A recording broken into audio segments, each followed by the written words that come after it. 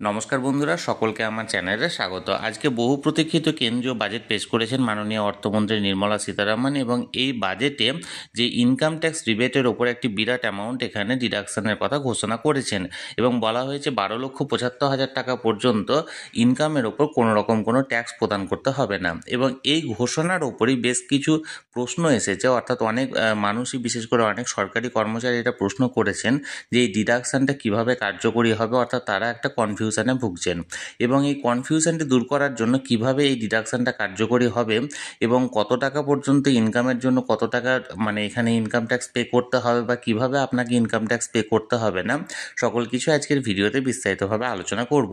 ভিডিওটি income tax সংক্রান্ত অত্যন্ত গুরুত্বপূর্ণ, তাই প্রথম থেকে শেষ পর্যন্ত অবশ্যই ধৈর্য সহকারে দেখবেন, এবং ভালো লেগে থাকলে অবশ্যই একটি লাইক করবেন এবং সকলের সঙ্গে শেয়ার করবেন। আর সেই সাথে এই চ্যানেলে যদি প্রথমবার হয়ে থাকেন এই রকমের ইনফরমেটিভ ভিডিও আরও দেখার জন্য, যারা এখনও পর্যন্ত এই চ্যানেলটিকে সাবস্ক্রাইব করেননি তারা অবশ্যই চ্যানেলটিকে সাবস্ক্রাইব করে নিতে ভুলবেন না। তাহলে চলুন আমরা বিস্তারিত জেনে নিই। দেখুন, সর্বপ্রথমে আমরা বিগত বছরের যে ইনকাম ট্যাক্সের যে স্ল্যাবটা ছিল সেটা নিয়ে আলোচনা করি। বিগত বছরে 7 লক্ষ টাকা বা 7,75,000 টাকা পর্যন্ত ইনকামের ওপর কোনো রকম কোনো ট্যাক্স এখানে পে করতে হতো না। তার কারণ 7,75,000 টাকার মধ্যে প্রথমত 75,000 টাকা স্ট্যান্ডার্ড ডিডাকশান হতো, এবং স্ট্যান্ডার্ড ডিডাকশানের পরে যে 7 লক্ষ টাকা আপনার ইনকাম ট্যাক্সটা থাকতো, এই 7 লক্ষ টাকার মধ্যে যদি আপনার ইনকামটা হতো, তাহলে প্রথম 0 থেকে 3 লাখ টাকা পর্যন্ত আপনাকে কোনো রকম কোনো ইনকাম ট্যাক্স পে করতে হতো না, এবং 3 থেকে 7 লাখ টাকা পর্যন্ত ইনকামের ক্ষেত্রে 5% আপনাকে এক্ষেত্রে ইনকাম ট্যাক্স পে করতে হতো। অর্থাৎ এই 4 লক্ষ টাকার জন্য 5% করে মোট 20,000 টাকা আপনাকে ইনকাম ট্যাক্স পে করতে হতো। কিন্তু 87A এর আন্ডারে একটা 20,000 টাকার ম্যাক্সিমাম এখানে ডিডাকশান পাওয়া যেত, এবং যার ফলস্বরূপ আপনাকে কোনো রকম কোনো টাকা পে করতে হতো না। অর্থাৎ আপনি যদি 7,75,000 টাকা পর্যন্ত আপনি একটা ফাইন্যান্সিয়াল ইয়ারে ইনকাম করেছেন, তাহলে সেক্ষেত্রে আপনাকে কোনো রকম কোনো টাকা পে করতে হতো না। কিন্তু 7,76,000 টাকা হয়ে গেলে এক্ষেত্রে কিন্তু আপনার এই 20,000 টাকাও আপনাকে এক্ষেত্রে পে করতে হতো। অর্থাৎ 3 থেকে 7 লক্ষ টাকার জন্য যে 5% হারে বরাদ্দ, সে 20,000 টাকাটা পে করতে হতো। এবং এই জায়গাটাতে এখন সংশোধন করা হয়েছে 25-26 অর্থ বাজেটের জন্য। এখানে বলা হয়েছে 12,75,000 টাকা পর্যন্ত।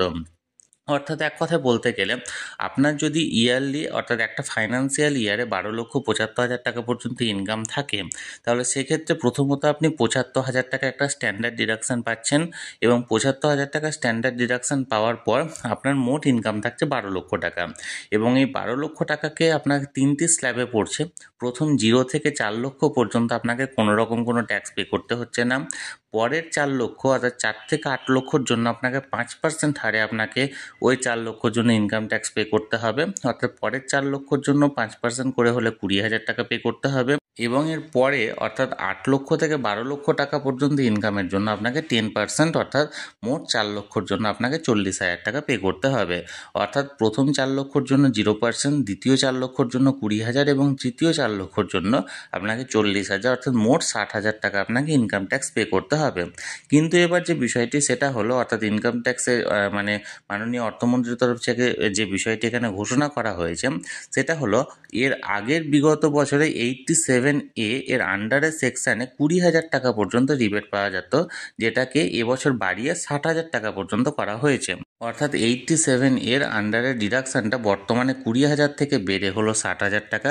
অর্থাৎ আপনার 12 লক্ষ টাকা পর্যন্ত যদি ইনকাম ট্যাক্স ইনকাম থেকে থাকে, তাহলে সেক্ষেত্রে আপনাকে যে 60,000 টাকা দিতে হতো, সেটা 87 এর আন্ডারে ওই 60,000 টাকা আপনাকে 1 পয়সাও পে করতে হবে না। কিন্তু এক্ষেত্রে যদি 12,01,000ও হয়ে যায়, তাহলে সেক্ষেত্রে কিন্তু এই 60,000 টাকা আপনাকে পে করতে হবে, এবং এর পরবর্তী যেরকম ট্যাক্স আরও যেগুলো লাগে সেগুলো পে করতে হবে। অর্থাৎ এক কথায় বলতে গেলে আপনার বর্তমানে যদি 12,75,000 টাকা পর্যন্ত মাইনে হয়ে থাকে, বা আপনার যদি ইনকাম হয়ে থাকে, তাহলে বর্তমানে 87 এর আন্ডারে যে ডিডাকশানটা 60,000 টাকা করা হয়েছে, এবং একটা স্ট্যান্ডার্ড ডিডাকশান 75,000 টাকা করা হয়েছে, এবং যার ফলে আপনাকে একটা টাকাও পে করতে হবে না। কিন্তু 12,76,000 টাকা যদি আপনার ইনকাম থাকে, তাহলে সেক্ষেত্রে কিন্তু কোনো রকম কোনো ডিডাকশানের সুবিধা আপনি পাবেন না। আশা করি বিষয়টি আমি বোঝাতে পেরেছি। তাহলে বন্ধুরা, ইনকাম ট্যাক্স সংক্রান্ত যে রুল এখানে চেঞ্জ করা হয়েছিল, বা নতুন যে রুল লাগু হতে চলেছে, সেটা নিয়ে আমি বিস্তারিত আলোচনা করার চেষ্টা করলাম। এই নিয়ে যদি আপনাদের কোনো প্রশ্ন থাকে বা কোনো কিছু জানার থাকে অবশ্যই কমেন্ট করে জানান।